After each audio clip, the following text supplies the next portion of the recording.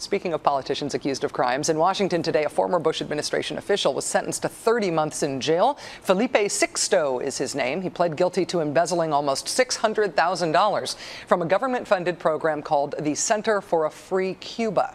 He then became a special assistant to George W. Bush for intergovernmental affairs after the Cuba gig. He ended up quitting the George W. Bush gig when he found out that the Cuba office folks were totally onto him. Oops, I better quit my job in the administration before I have to report to prison phenomenon. That happened kind of a lot in the Bush administration. I mean, Felipe Sixto is not the only member of the Bush administration to have gone to prison.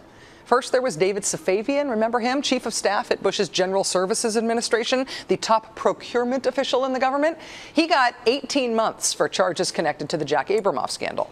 Then Scooter Libby, Dick Cheney's chief of staff, he was sentenced to 30 months in jail for lying and obstructing the investigation into who outed the covert CIA officer Valerie Plame Wilson. President Bush, of course, commuted that sentence.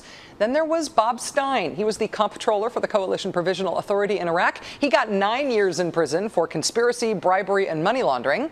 Then there was Brian Doyle, deputy press secretary at the Department of Homeland Security, until he was sentenced to 5 years in prison for trying to use a computer to seduce a child. Ugh, sorry. There's more, though. Who could forget Dusty Fago? Despite the name, not the star of a series of spaghetti westerns. Mr. Fago was, in fact, the executive director of the CIA. He was sentenced to 3 years for corruption. And then there was Italia Federici, a political aide to the Secretary of the Interior, Gail Norton. She got 2 months in a halfway house for tax evasion and for obstructing the Senate investigation into Jack Abramoff. Next in line was Italia Federici's boyfriend, the #2 official at the Interior Department, Stephen Griles. He got 10 months in jail for his part in the Abramoff debacle. And now we've got Felipe Sixto as of today, which brings the total number of Bush administration officials who have gone to jail already to at least 8.